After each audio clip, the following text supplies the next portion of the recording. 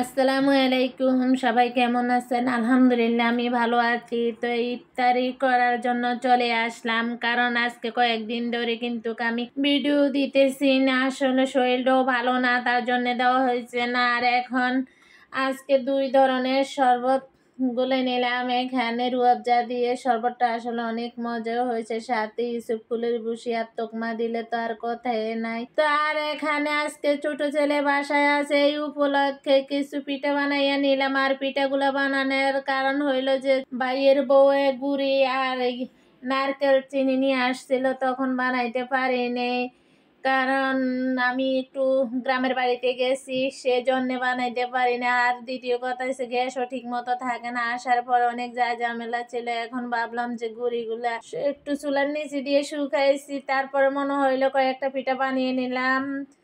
যাই হোক, বাবার বাড়ির ভালোবাসা পেলে সবসময় ভালো লাগে, তার জন্য ভালোই লাগতেছে। পিঠাগুলো অনেক সুন্দর হয়েছে।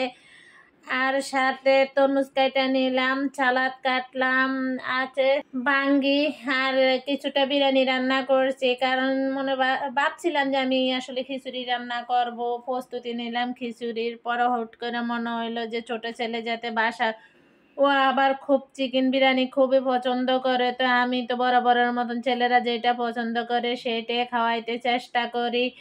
তো কোন কোন আপুরা আছেন এরকম সন্তানের ইচ্ছাগুলো পূরণ করেন, কমেন্টে জানাবেন। তো আসলে ইচ্ছাগুলো পূরণ করা কি আসলে ভালো নাকি তাও জানাবেন। তো এখানে বড় ছেলে ওরা বলতেছে, ছোট ছেলে বলতেছে যে আগে আমরা ফল ফুড খাবো না, আগে বিরিয়ানি দেওয়া। তো আমি ভাবলাম যে বিরিয়ানি দেয়, ওরা যেটা পছন্দ করে সেটা দিয়ে সারাদিন রোজা রাখছে।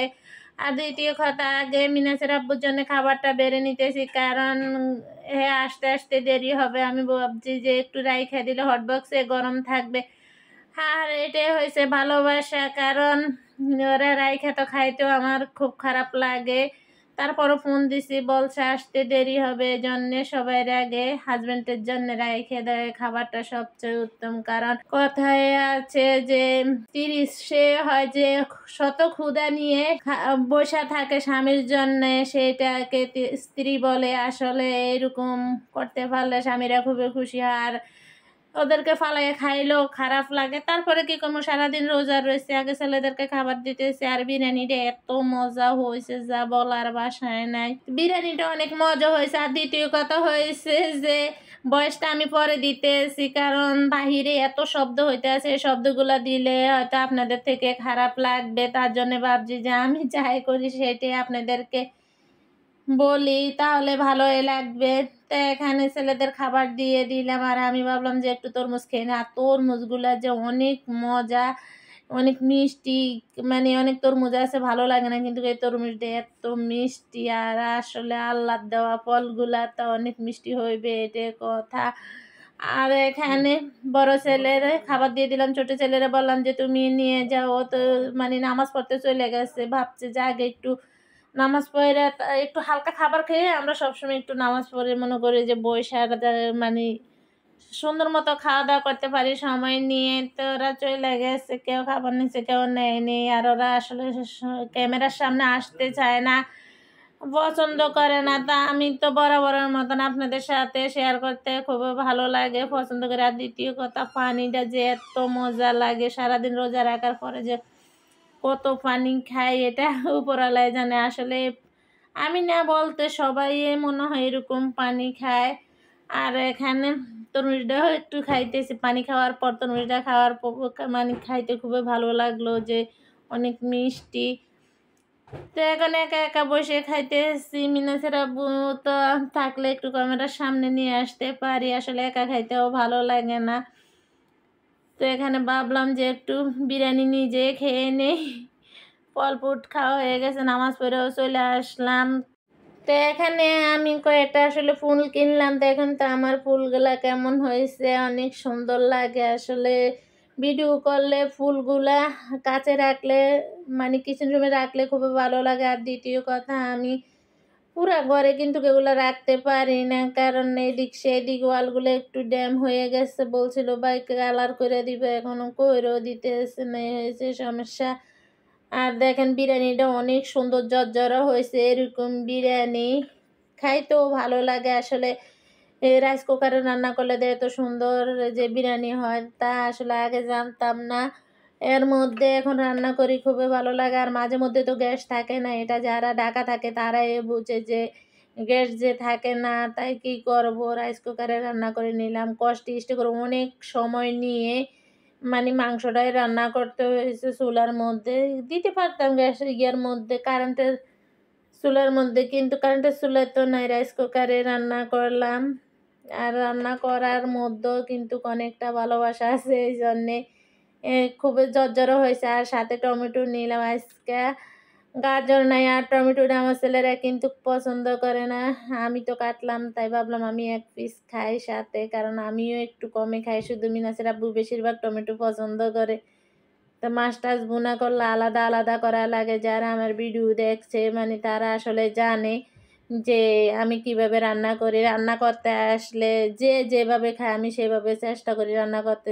ছোট ছেলে যেভাবে খায় সেভাবে, বড় ছেলে যেভাবে খায় সেভাবে, হাজব্যান্ডে যেভাবে খায় এভাবে, এরকম করতে করতে আমার চুলার পারে অনেক সময় লাগে। তারপরে কি করব, সবার খুশির জন্য কষ্ট করি। কষ্ট আসলে আপন মানুষের জন্য কষ্ট করলে কষ্টে মনে হয় না। আর এখানে সেমাই রান্না করার জন্য চলে আসলাম। তো এগুলোর মধ্যে কিছু বাদাম, খেজুর, নারকেল, চিনি দিয়ে একটু নেড়ে চেড়ে নিতেছি, কারণ এই সেমাইগুলো অনেক দিন হয়ে গেছে।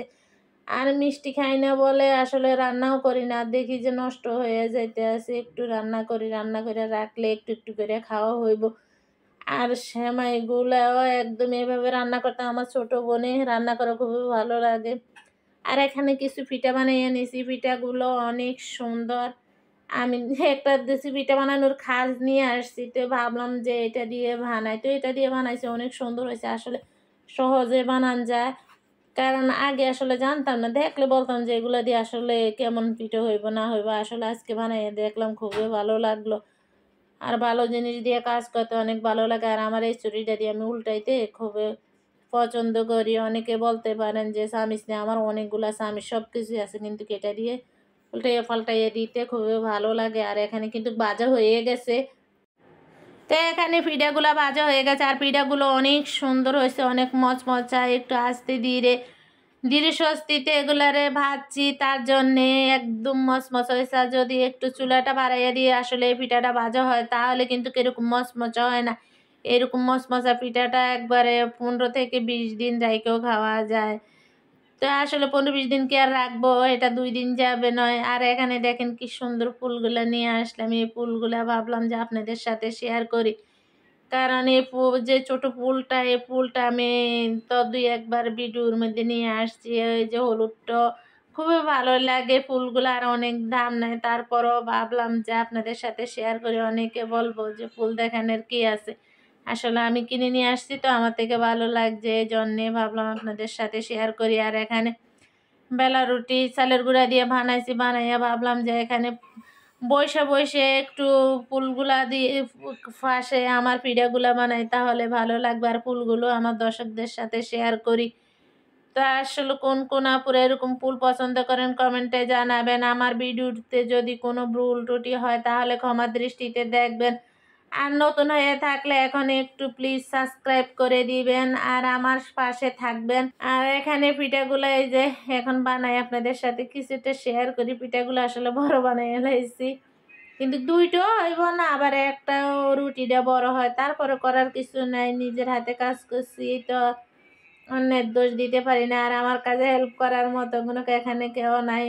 ছেলেরা তো ইফতারির টাইমে একটু করে, বড় ছেলে, ছোট ছেলে তো বাসায় থাকে না, ও এখন ব্যস্ত মানুষ, তাই বড় ছেলে তো লেখাপড়া করে, এই জন্য বাসায় থাকে। ওর সন্ধ্যায় একটু ইফতারের টাইমে হেল্প করতে। ভিডিওগুলো বানাইতে ভালো লাগলো। আর এখানে সেমাইগুলো রান্না করার জন্য তো ধুয়ে নিয়ে আসলাম, আর এখানে ইফতারি গুছাইয়া খাওয়া দাওয়া করতে চলে আসলাম। এটা তো সামনে আপনাদেরকে বলে দিলাম। তো সবাই আমার ভিডিওগুলো দেখবেন, ভালো লাগলে লাইক কমেন্ট শেয়ার করবেন।